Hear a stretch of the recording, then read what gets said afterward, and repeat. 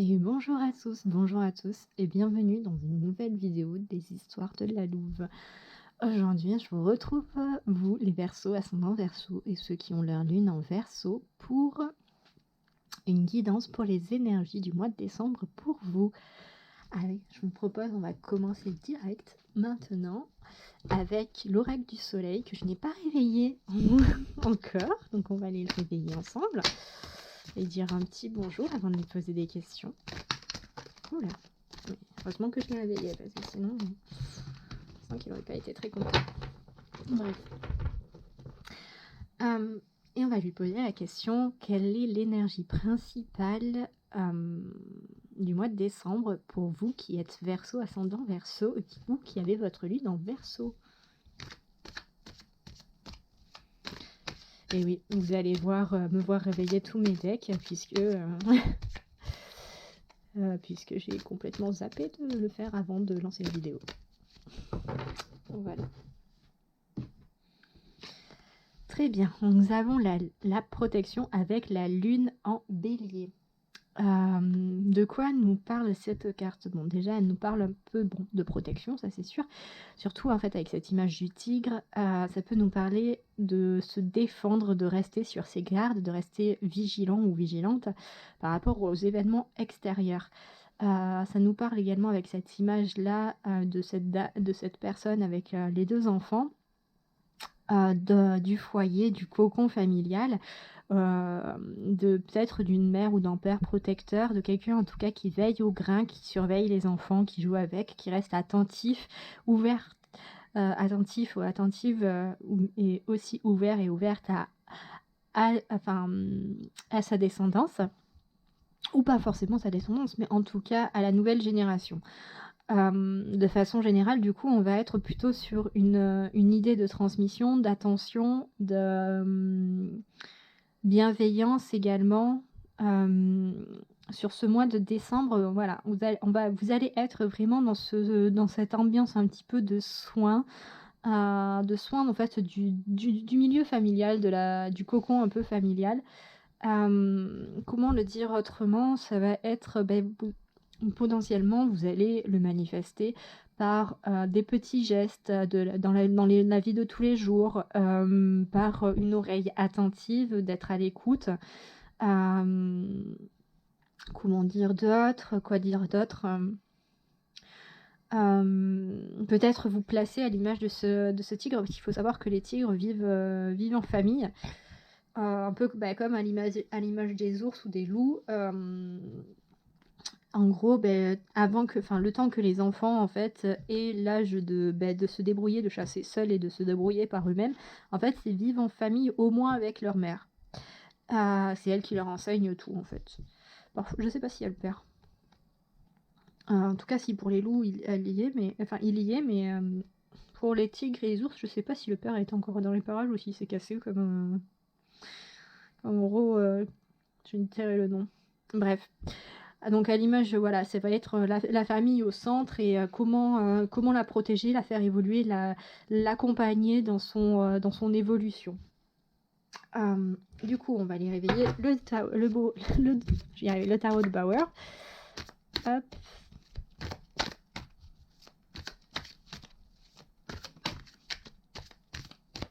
Il est plutôt content qu'on réveille. Et on va aller chercher les 3 arcanes qui vont vous accompagner sur ce mois de décembre, vous qui êtes Verseau, ascendant Verseau ou qui avez votre lune en Verseau. Oui, je le répète, c'est à chaque question en fait. Comme ça m'évite de faire la question 3000 fois.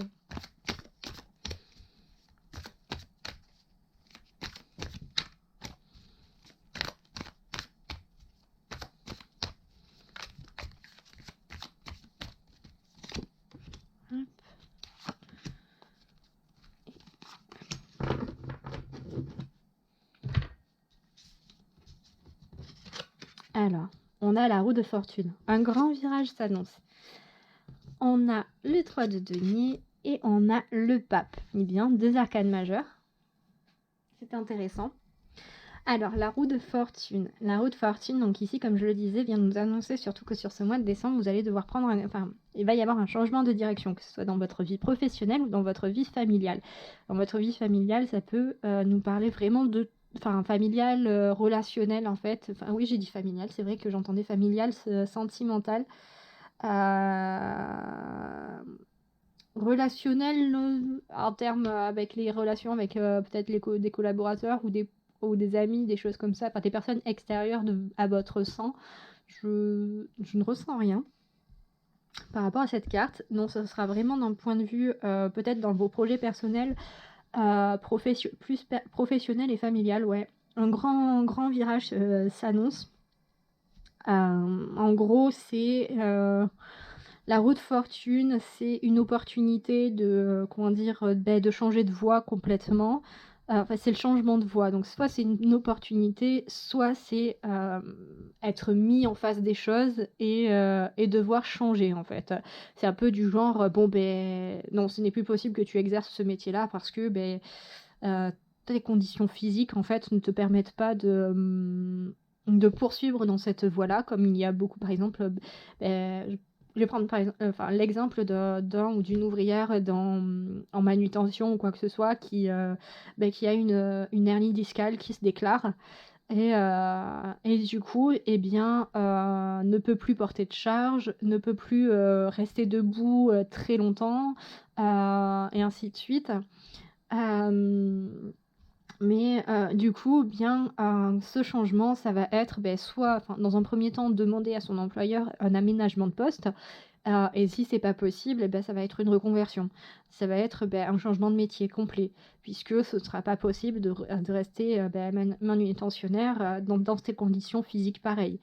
Voilà ce que ça peut être comme type de changement de poste. Après, ça peut être moins radical, dans le sens où ça peut, si c'est par exemple, ça peut être une impulsion de vous, ou vous en avez assez d'un certain métier, de quelque chose que vous êtes en train de faire, et que vous décidez de vous-même, de votre propre chef, de donner un nouvel élan à votre vie professionnelle en changeant de voie complètement. Je ne sais pas, pareil, vous étiez ingénieur et puis au final, vous décidez de passer un CAP pâtisserie. Voilà. C'est un changement de cap. À moins que vous soyez dans l'agro à la base, bon, c'est pas trop changeant, hein. Enfin, si vous êtes plus à passer à travailler avec les grossistes. Bref. Ou pour les grossistes. Sinon, voilà. Donc, la roue de fortune, ça va être ça. Par rapport au familial, comme je le citais, ça peut nous annoncer une grossesse. Comme ça peut nous annoncer aussi un deuil. Ça peut nous annoncer beaucoup de choses. En fait, c'est vraiment un changement brutal et important dans votre famille, en fait. Enfin, dans votre vie à vous. Donc là, oui, j'arrête pas de dire famille, je ne sais pas pourquoi. Ensuite, on a le 3 de denier. Le 3 de denier, ça va être l'esprit créateur qui tente de se matérialiser dans la matière. Ouais, c'est un peu redondant. De s'ancrer dans la matière, de se transformer, d'arriver en fait dans notre point matériel à nous. C'est comment dire, c'est cultiver en fait un petit peu.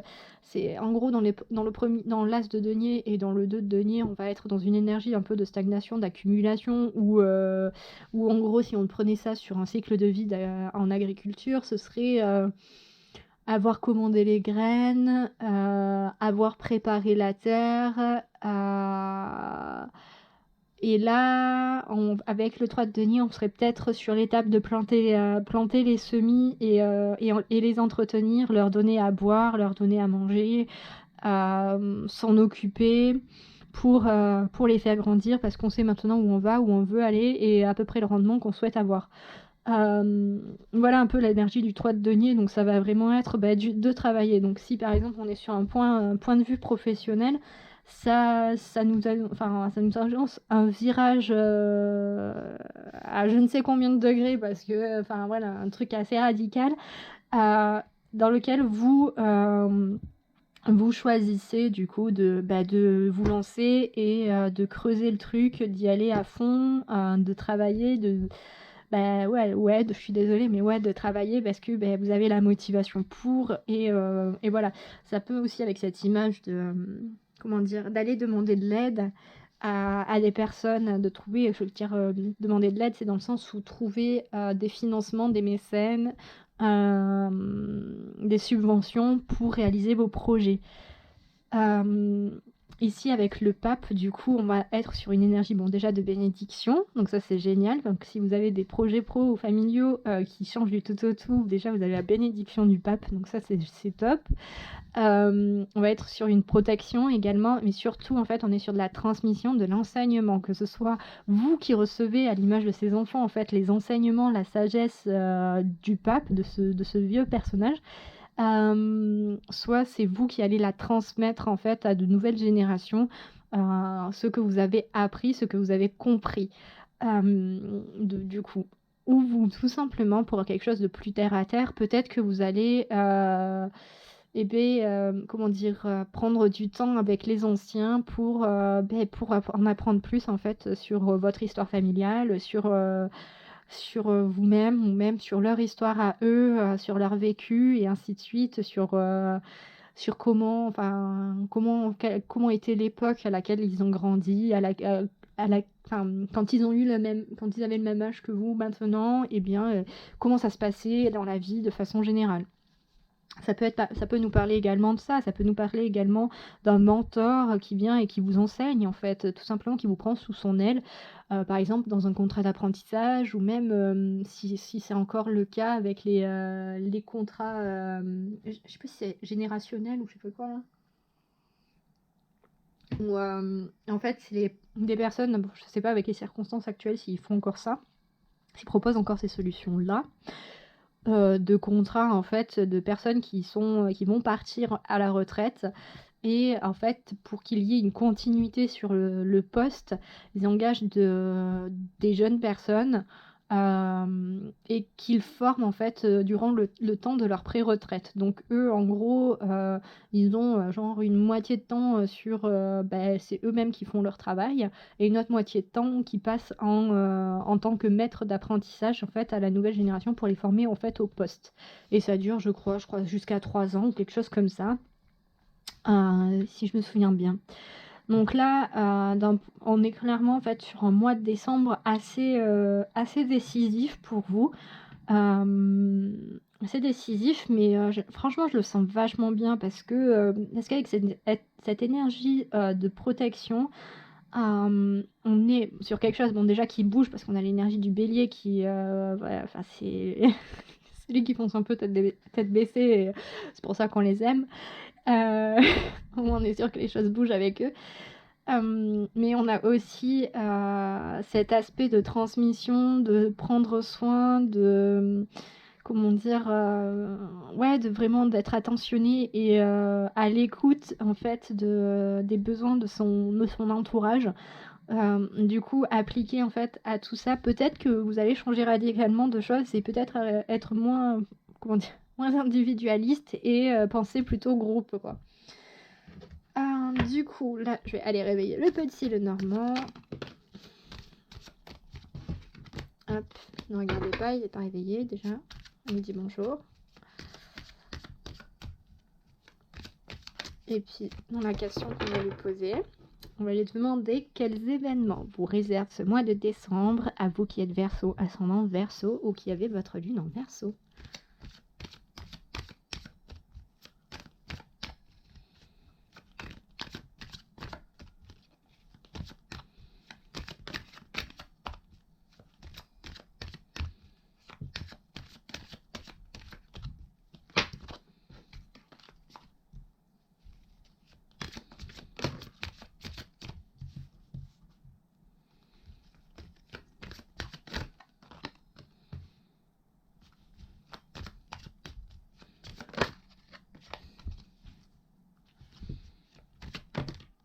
Bien.